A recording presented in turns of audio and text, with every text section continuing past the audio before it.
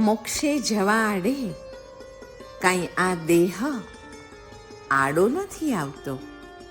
અરે રત્નત્રયાત્મક આત્મા આ દેહમાં જ તો વસેલો છે. મિથ્યા મોહનો ત્યાગ કરીને આત્મામાં આત્મા વડે આત્માને જે જાણે છે એ જ તેનું ચારિત્ર, જ્ઞાન અને દર્શન છે. આત્માના અજ્ઞાનથી થયેલું દુઃખ આત્મજ્ઞાનથી જ જાય છે.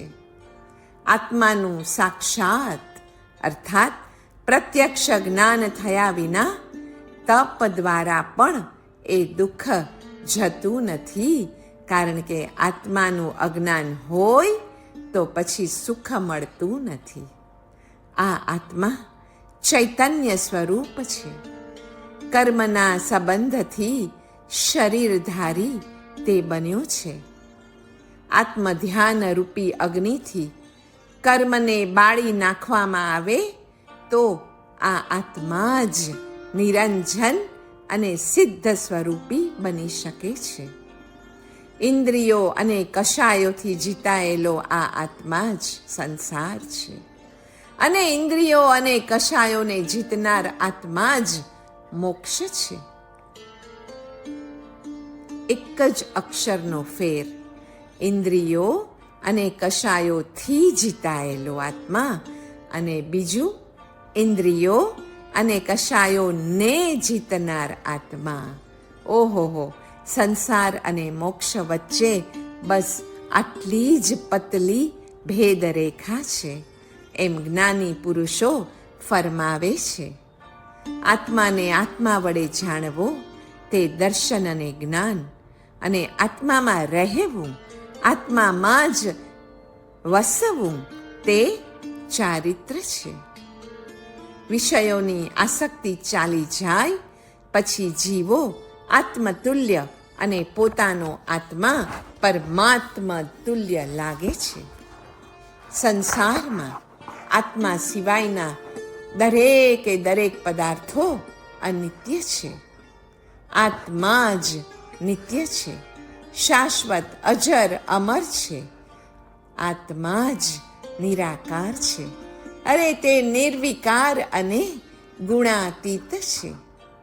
અગ્નિ લાકડામાં વ્યાપક હોય તો પણ તે લાકડાથી જુદો જ છે. એવી જ રીતે દેહમાં વ્યાપીને રહેલો જીવ પણ દેહથી અલગ જ છે, જુદો જ છે. આત્મા તો દેહના જન્મ અને મરણનો માત્ર દ્રષ્ટા છે, સાક્ષી છે. જીતની માયા શરીર પે ઇતની આત્મ પર હોય, ચલા જાય વો મોક્ષ में પલ્લા ન પકડે હોય. શરીર માતા પિતા તરફથી મળે છે, આત્મા નહીં.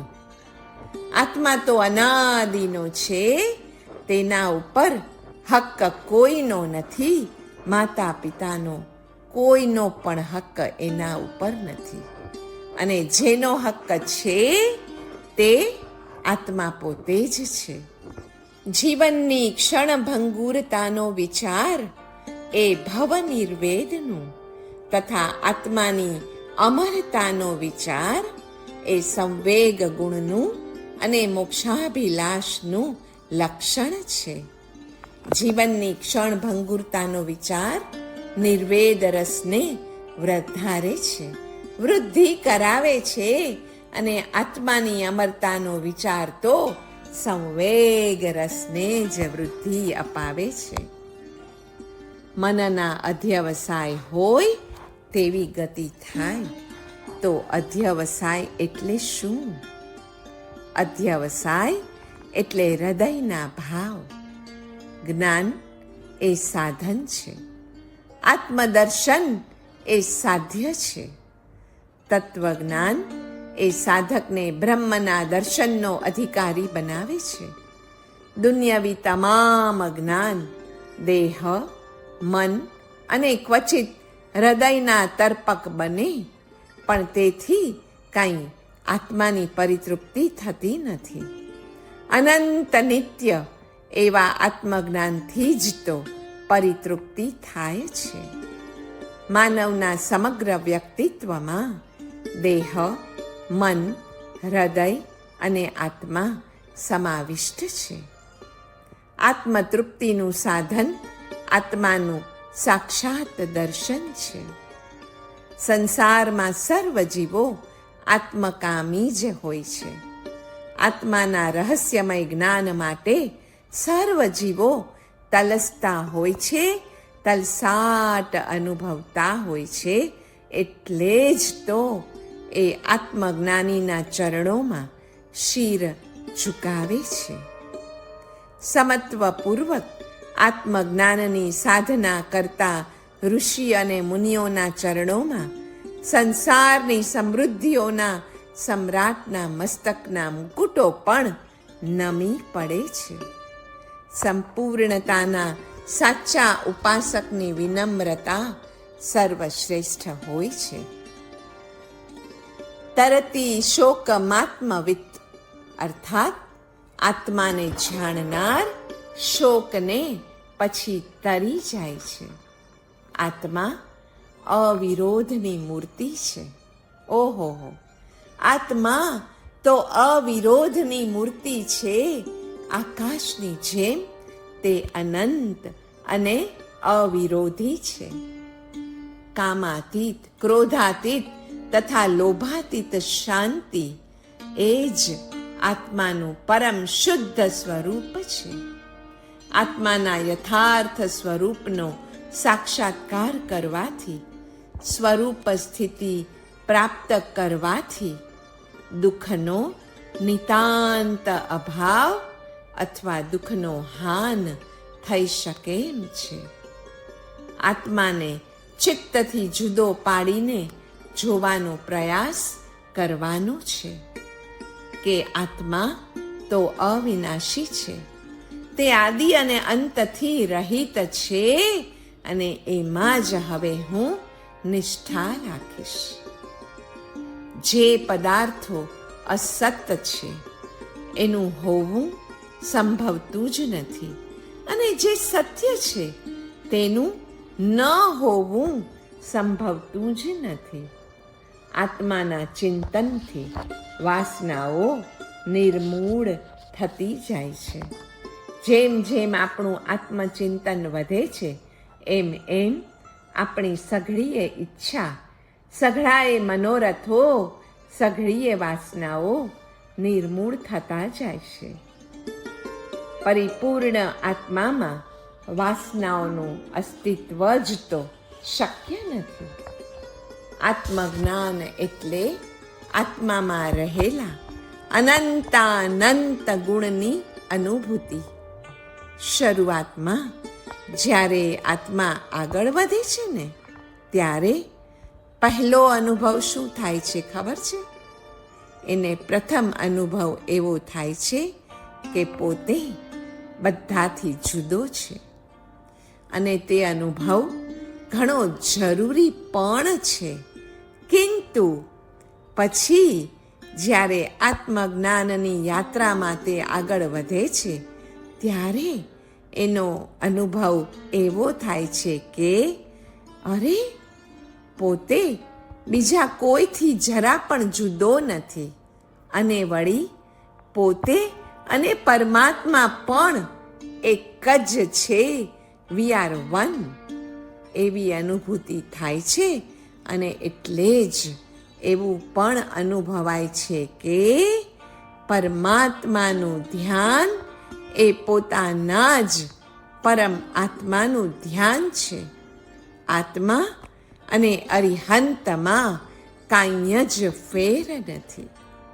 આખરે તો વનનેસ રેઇન્સ. કહ્યું છે કે જેહ ધ્યાન અરિહંત કો તે જ આત્મ ધ્યાન, ફેર કછું ઇણ મેં નહીં એ જ પરમ નિધાન. આત્મા રાજા છે, બીજી બધી જ તેની પ્રજા છે. ચારિત્ર એટલે સ્થિરતા, સંભાવ, બધે જ સિદ્ધ સમાન આત્મા જુએ, આટલું સમજાય ને તો પણ બધું જ આવી જાય. આત્મા સિવાય જોનાર, જાણનાર અથવા તો સ્થિર રહેનાર બીજો કોણ છે? જે મરે નહીં, ઘરડો પણ થાય નહીં એવો એકમેવ આત્મા જ તો છે. આજ્ઞા એટલે આત્મા, અને આત્મા એટલે પરમેશ્વરની આજ્ઞા. અને આજ્ઞાની ઉપાસનામાં જ પુરુષાર્થ કરવો અને તે કરતાં કરતાં જ આનંદ માણવો. આત્માના લક્ષણો છે જાણવું, દેખવું અને સ્થિરતા અનુભવવી. આત્મા ઉપયોગ સ્વરૂપ છે અને ઉપયોગ સદાને માટે નિરંતર છે. તે ઉપયોગ ઉપર ઉપયોગ કરવાથી જ સમ્યક દર્શન, જ્ઞાન તથા ચારિત્ર એ સિવાય બીજું કાંઈ આત્માનું નથી એનો ખ્યાલ આવે છે. તે ત્રણના નામ જુદા પાડ્યા, પરંતુ વસ્તુ તો એક જ છે. આત્મા છે તો જગત છે. આત્મા પહેલો દેખાય છે, પછી જગત દેખાય છે. આત્માની યોગ્યતા એટલે ભાવ અને પ્રેમ. આત્મા ઉપર પ્રેમ થવો એ જ યોગ્યતા છે મોક્ષ પામવાની. એ પ્રેમ કે ભક્તિ નથી થઈ અને બીજે બધે થઈ છે, એટલે જ તો આપણે આ જીવ ભટકે છે. આત્માનું મહાત્મ્ય સમજાયું નથી, એટલે જ તો આત્માને જોવાની દ્રષ્ટિ પણ આપણને પ્રાપ્ત થતી નથી. પદાર્થો મેળવવાની આસક્તિ એ એક એવો ફાંસો છે કે જે હંમેશા આત્માને બંધનમાં જ તો રાખે છે. બંધન કે મોક્ષ આપવાની શક્તિ જડમાં નથી. બંધન આત્માના વિચારમાં, વિકલ્પમાં અને ભાવમાં છે. આત્મા તો મલિન થઈ શકતો જ નથી. કર્મ બંધનું કારણ પણ આત્મા જ છે, અને કર્મથી મોક્ષ એનું કારણ પણ તો આત્મા જ છે. કોટી કોટી ભવોમાં ઉપાર્જન કરેલા કર્મો આખરે કઈ રીતે ખરે એની ચિંતા આપણને સૌને છે. પણ જેમ મેઘ ઘટાઓના બનવામાં વિલંબ લાગે, પરંતુ વિખરાવવામાં અધિક સમય ક્યાં લાગતો હોય છે, બસ એ જ રીતે આત્માને સ્વસ્વરૂપમાં આવવા માટે અધિક સમય કે સંઘર્ષની અપેક્ષા નથી જ. વિલંબ કે સંઘર્ષ તો પરરૂપ તરફ જવામાં છે. આપણે આપણા ઘરે આવવામાં વળી વાર શી? એક સમય માત્ર પણ શુદ્ધ જ્ઞાન સ્વરૂપમાં રહેવા માટે જો સાચા હૃદયથી પુરુષાર્થ કરવામાં આવે ને, તો અનેક કોટી ભવોમાં ઉપાર્જન કરેલા કર્મો એકાએક એક સાથે બધા વિખરી જાય છે, વિખરાઈ જાય છે. વિશ્વનું પરમ સત્ય, વિશ્વનું પરમ તત્વ પણ આત્મતત્વ જ છે. એક આત્મા જ શાશ્વત છે. બીજા બધા જ પદાર્થો વિનાશી છે. બસ આ સત્યને મનમાં સ્થિર કરવું અને તે પ્રમાણે જ જીવન ઘડવું, તો પછી આત્માને કર્મબંધથી મુક્ત થતાં કોઈ અટકાવી શકે એમ નથી. આત્મામાં જ નિત્યાનંદ છે, પરમાનંદ છે, અને આત્મા દ્વારા જ તેની પ્રાપ્તિ પણ સહજ છે. આત્મા એ પરમાત્માનો માત્ર એક અંશિયા સ્ફુલિંગ જ નથી, કિંતુ એ તો સ્વયં પૂર્ણ પરમાત્મા, વિશુદ્ધ એવો આત્મા છે. માત્ર એની ઉપરે કર્મના આવરણો આવી ગયા છે.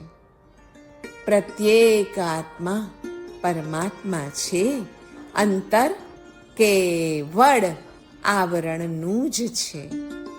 પ્રાણી માત્રને મૂળમાં શુદ્ધ અને નિર્દોષ સમજતા રહેવાથી આત્માની અવ્યક્ત એવી પરમાત્મ સ્થિતિ પછી વ્યક્ત બને છે. મનના વિષયોથી ખીચોખીચ એવા આ જગતમાં જ બ્રહ્મ છે અને બ્રહ્મમાં જ જગત સ્થિત છે. આત્માનુભૂતિ વીણ નિત્યાનંદી પરમાનંદી એવા આત્માની પ્રાપ્તિ શક્ય નથી. આ વિદ્યમાન જગતના આધારે એક શાશ્વત તત્વ જે છે તે સત સ્વરૂપ છે, તે ચિત્ત સ્વરૂપ છે, તે આનંદ સ્વરૂપ છે, તે શક્તિ સ્વરૂપ છે અને સર્વ રીતે પરિપૂર્ણ છે. આત્મા સર્વ ગુણોનો ખજાનો છે. સ્વયં પૂર્ણ આત્માનો સાક્ષાત્કાર પૂર્ણતાને અપાવે છે. અહિંસા, સત્ય, અચૌર્ય, બ્રહ્મચર્ય, અપરિગ્રહ, સંતોષ, શૌચ એટલે કે પવિત્રતા, તપસ્યા તથા સ્વાધ્યાય, આ બધાનો સરવાળો એટલે આત્મા. આ બધા જ ગુણોનો ખજાનો આત્મામાં જ છે. જેણે આત્માને ઓળખ્યો એને હથેલીમાં મોક્ષ આવીને મળ્યો જ સમજજો. આત્માનું કલ્યાણ કરવું હોય તો બસ એકમાત્ર આત્માને ઓળખો. આત્માના આનંદને જાણનાર ક્યારેય પણ ભય પામતો નથી. આત્મા એ જ શરણનું નિમિત્ત છે. શુદ્ધ રત્નત્રયી આત્મામાં છે એટલે આત્મા જ શરણ છે. અરિહંતાદિ પંચ પરમેષ્ઠી આત્મામાં જ સ્થિત છે. તેથી આત્મા એ જ એકમેવ શરણ છે. આત્મા જ ભાવનાઓમાં નિમિત્ત છે. આત્મા જ જ્ઞાન મેળવવામાં નિમિત્ત છે. આત્મા જ પ્રત્યાખ્યાન પચ્છખાણમાં પણ નિમિત્ત છે અને આત્મા જ સંવર ભાવ અને ધ્યાનમાં પણ નિમિત્ત છે. નહીંતર આપણે ધ્યાન કોનું કરત? આત્મજ્ઞાન એટલે આત્માના સ્વરૂપનું જ્ઞાન, અનંત ચતુષ્ટયનું જ્ઞાન, આત્માની ઉપાદેયતાનું જ્ઞાન. તે જ્ઞાન થવાથી આત્મ અજ્ઞાન અને તજ્જનિત સર્વ મિથ્યા ભાવો અને મોહજનિત દુષ્ટ વિકારો સર્વ નાશ પામી જાય છે. આત્માનું અજ્ઞાન એ અક્ષંતવ્ય છે. વ્યવહાર ધર્મ એટલે સર્વ જીવો સાથે ક્ષમાપનાનો વ્યવહાર. નિશ્ચય ક્ષમાપના એટલે પોતાના આત્મા સાથે જ ક્ષમાપના કરવી. તે કે હે આત્મા, મેં તને ભવો ભવથી અનંત અનંત પૂર્વ ભવોથી તને આત્માના બંધનમાં કેદ કરીને રાખ્યો છે, કારણ કે મેં સદાય કશાયો અને વિષયોમાં જ રમમાણ કર્યું છે, રમમાણ રહ્યો છું. નિશ્ચય ક્ષમાપના એટલે આત્મગુણ, પર્યાય કે દ્રવ્ય અને તેની શક્તિની અવગણના ન કરવી, તે નિશ્ચય ક્ષમાપના છે. આત્માનું જ્ઞાન ન હોવું એ જ અજ્ઞાન. બીજું બધું અજ્ઞાન ક્ષંતવ્ય, કિંતુ આત્માનું અજ્ઞાન એ અક્ષંતવ્ય છે. એ સર્વથી મોટો અપરાધ છે એ મહામિથ્યાત્વ છે અને તેનું નિવારણ માત્ર આત્મજ્ઞાનથી જ થાય છે. આત્મામાં પરમાત્માનો વાસ છે અને એક આત્મા અને બીજા આત્મામાં કોઈ ભેદ નથી. આ બે સત્ય સદાને માટે યાદ રાખવા, કેમ કે તે શાશ્વત સત્યો છે.